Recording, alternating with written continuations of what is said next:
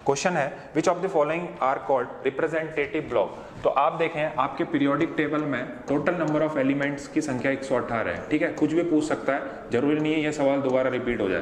तो periodic table का question है तो आपसे ये भी पूछ सकता है कि टोटल नंबर ऑफ एलिमेंट कितने हैं। दूसरा, पीरियोडिक टेबल को मैं 4 ब्लॉक्स में डिवाइड करता हूँ, एस, पी, डी और एफ। किसमें? एस, पी, डी और एफ। अब देखिए एसपीडीएफ ब्लॉक को एसपीडीएफ ब्लॉक क्यों कहता हूं? क्योंकि जो इसमें जो एलिमेंट्स होते हैं उनका जो आखिरी इलेक्ट्रॉन होता है वो इन सबशेल में, इन सबशेल के ऑर्बिटल्स में आपको देखने को मिलेगा। ठीक है, अब जो सवाल है कि कौन से एलिमेंट्स आपके रिप्रेजेंटेटिव एलिमेंट्स होते हैं, तो एस और पी ब्लॉक के एलिमेंट आपके क्या होते हैं? Representative element. ठीक है, आपको पता है पीरियोडिक टेबल को मैं 18 ग्रुप में और 7 पीरियड में डिवाइड करता हूं, जिसमें से जो एस ब्लॉक है इसके लिए 1 और 2 ग्रुप है। पहला और दूसरा ग्रुप मेरा एस ब्लॉक के एलिमेंट आते हैं। 13 से लेकर 18 तक मेरे पी ब्लॉक एलिमेंट आते हैं। तो पी, एस और पी को दोनों को मैंने रिप्रेजेंटेटिव ग्रुप कह दिया। ठीक है, रिप्रेजेंटेटिव ग्रुप कह दीजिए। हाँ, अब इसमें जो ये 18 है इसको मैं रिप्रेजेंटेटिव नहीं, क्योंकि ये आपका नोबल गैस है। अब बात होती है कि इसको मैं रिप्रेजेंटेटिव एलिमेंट्स क्यों कहता हूं या रिप्रेजेंटेटिव ब्लॉक क्यों कहता हूं? क्योंकि सबसे ज्यादा कंपाउंड आपको यहीं को देखने को मिलेगा। ठीक है, इनकी टेंडेंसी होती है इजीली इलेक्ट्रॉन देने की, इनकी टेंडेंसी होती है इजीली इलेक्ट्रॉन खाने की। ठीक है, तो वही काम है, कंपाउंड ऐसे ही बनते हैं, इलेक्ट्रॉन लेने देने से कंपाउंड बनते हैं। तो इनको मैं क्या कहता हूँ? रिप्रेजेंटेटिव ब्लॉक कहता हूँ। ठीक है, हाँ, अगला सवाल है nuclei having same number of neutron are called. मैंने आपको पहले ही बताया था सेम नंबर ऑफ न्यूट्रॉन का मतलब है आइसोटोनिक स्पीसीज। आइसोटोनिक का मतलब है same number of neutron. Iso electronic का मतलब होता है सेम नंबर ऑफ इलेक्ट्रॉन। ठीक है, तो आपसे कुछ भी पूछ सकता है। मैंने आपको पहले ही बताया अपनी वीडियो में कि एटॉमिक स्ट्रक्चर आपका सबसे इंपॉर्टेंट चैप्टर है। अगला है method used to separate methanol and acetone. तो देखिए मिथेनॉल एंड एसीटोन, इनको सेपरेट करने का मेथड कौन सा है? तो इनको सेपरेट करने का जो मेथड होता है उसको मैं फ्रैक्शनल डिस्टिलेशन कहता हूँ। ठीक है, आपको ये सारी प्रोसेस सेपरेशन ऑफ एलिमेंट आपको पता होने चाहिए। बहुत सारे सेपरेशन के तरीके होते हैं, fractional distillation, steam distillation, crystallisation, sublimation, ठीक है, सेंट्रीफ्यूगेशन, कई सारे प्रोसेस होते हैं। तो हम बात करते हैं फ्रैक्शनल डिस्टिलेशन क्या होता है। सबसे पहले फ्रैक्शनल डिस्टिलेशन उनका होगा जिसमें डिफरेंस इन, ठीक है, मैं आपको सिंपल टर्म में समझा दूंगा, डिफरेंस इन बॉइलिंग पॉइंट देखने को मिलेगा। जैसे मेरे पास 2 कंपाउंड है ए और बी। ठीक है, एक का बॉइलिंग पॉइंट है आपका 100 डिग्री सेल्सियस, ठीक है, दूसरे का आपका 115 डिग्री सेल्सियस। तो जब आपको डिफरेंस इन बॉइलिंग पॉइंट देखने को मिलेगा तो आप कौन से मेथड से सेपरेट करेंगे? Fractional distillation. अब देखिए इसमें प्रोसेस में होता क्या, पहले मेरे पास ए और बी दोनों एक ही कंपार्टमेंट में होंगे। ठीक है, तभी तो सेपरेट कर पाऊंगा मैं। ठीक है, यहाँ पर मेरे पास ए और बी दोनों पड़े हैं।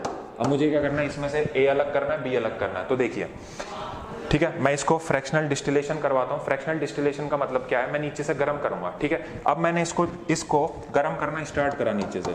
जब मैं इसको गर्म करूंगा तो आप एक बात देखिए, जिसका बॉइलिंग पॉइंट 100 डिग्री सेल्सियस है, तो जैसे ही टेम्परेचर 100 से ऊपर जाएगा ये आपका उड़ जाएगा। जैसे ही टेम्परेचर 100 डिग्री से ऊपर जाएगा ये आपका उड़ जाएगा। ये मतलब आपका वेपर में कन्वर्ट हो जाएगा और इस वेपर को मैं इकट्ठा करके कंडेंस करवा के दूसरे कंपार्टमेंट में इकट्ठा कर दूंगा। ठीक है, वेपर फेज से फिर वेपर को कंडेंस कराऊंगा, मतलब लिक्विड फॉर्म में कन्वर्ट करके दूसरे कंपार्टमेंट में इकट्ठा कर दिया। अब क्योंकि टेम्परेचर जब 101 ही है, इसका मतलब क्या है, ये तो उड़ गया क्योंकि इसका बॉइलिंग पॉइंट तो रीच हो गया, लेकिन ये नहीं उड़ेगा। क्यों? क्योंकि इसका 115 है। इसका मतलब क्या है, यहां पर मेरा सिर्फ बी बचेगा और जो उड़ के गया उसको ठंडा करके मैंने क्या कर दिया, ए इकट्ठा कर लिया। तो इस तरीके से मैं दोनों को सेपरेट करता हूं। इसी प्रोसेस को मैं क्या कहता हूं? फ्रैक्शनल डिस्टिलेशन कहता हूं। अगला है method used to separate very minute solid particle from liquid. तो very minute solid particle from liquid, तो उत्तर है आपका सेंट्रीफ्यूगेशन।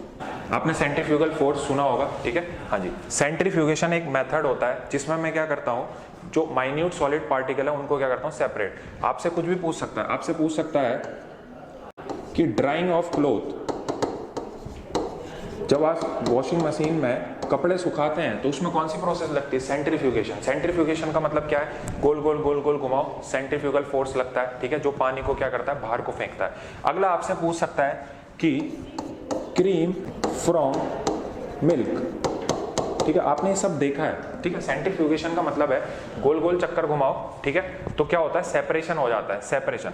अब देखिए ये सब क्या है, और दूसरा आपका क्या होता है, ब्लड टेस्ट वगैरह में भी सेंट्रीफ्यूगेशन का यूज करता हूँ। ठीक है, सेंट्रीफ्यूगेशन जनरली मैं कोलॉइड्स के लिए यूज करता हूँ। अब आप सोच रहे होंगे कोलॉइड्स क्या होते हैं, कोलॉइड्स आपके हेट्रोजीनियस मिक्सचर होते हैं, जैसे एग्जाम्पल मिल्क आपका एक कोलॉइड है, मैंने कहा इंक आपकी एक कोलॉइड है, मैंने कहा आपका जेली आपका एक क्या है, कोलॉइड। इन कोलॉइड्स को सेपरेट करने के लिए मैं सेंट्रीफ्यूगेशन का मेथड इस्तेमाल करता हूँ। ठीक है, तो ये शायद पिछली बार आपसे पूछा गया था कि वॉशिंग मशीन में क्लोथ को ड्राई करने के लिए मैं कौन सी प्रोसेस यूज करता हूँ, तो है सेंट्रीफ्यूगेशन। क्रीम को अलग करना है मिल्क से, तब भी मैं सेंट्रीफ्यूगेशन का इस्तेमाल करता हूँ। सेंट्रीफ्यूगेशन का मतलब है किसी भी चीज को हाई स्पीड में गोल गोल घुमाओ तो वो क्या करता है, पार्टिकल बाहर को जाने लगता है। जब बाहर को जाने लगता है तो जो हैवियर पार्टिकल है वो ज्यादा बाहर जाएगा, और जो लाइटर पार्टिकल है वो क्या जाएगा, कम बाहर जाएगा। तो इस तरीके से मैं क्या कर देता हूँ, सेपरेशन करता हूँ।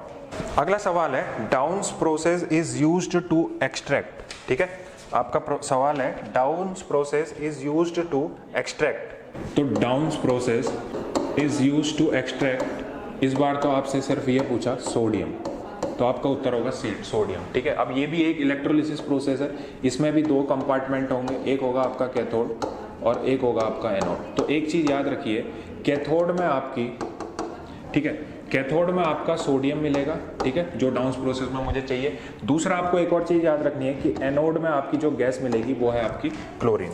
ठीक है, एनोड में आपकी क्लोरीन गैस मिलेगी और कैथोड में आपका सोडियम मिलेगा, और इस प्रोसेस को मैं क्या कहूँगा, डाउन्स प्रोसेस कहूँगा। ठीक है, तो मेरा सवाल है, अगला सवाल है paper chromatography is based on which principle.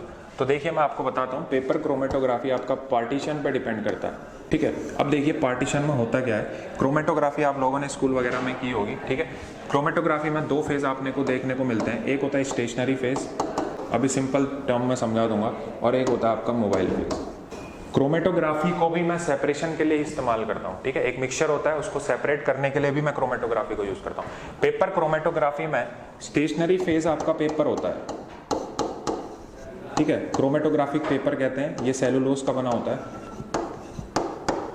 ठीक है, तो देखिए बहुत सिंपल सा फंडा है, और मोबाइल फेज आपका सॉल्वेंट होता है जिसको मैंने सेपरेट करना है। ठीक है, यही मूव करता है आपका।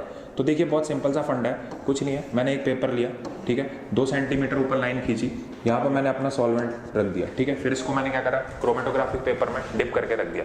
पूरा डिप नहीं करता, इतना डिप करूंगा।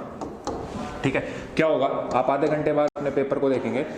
ठीक है, तो पेपर में क्या होता है, आपको सेपरेशन देखने को मिलता है। देखिए जिसकी मोबिलिटी ज़्यादा होगी, जो अच्छे से मूव कर पाएगा, वो आपको थोड़ा ऊपर देखने को मिलेगा।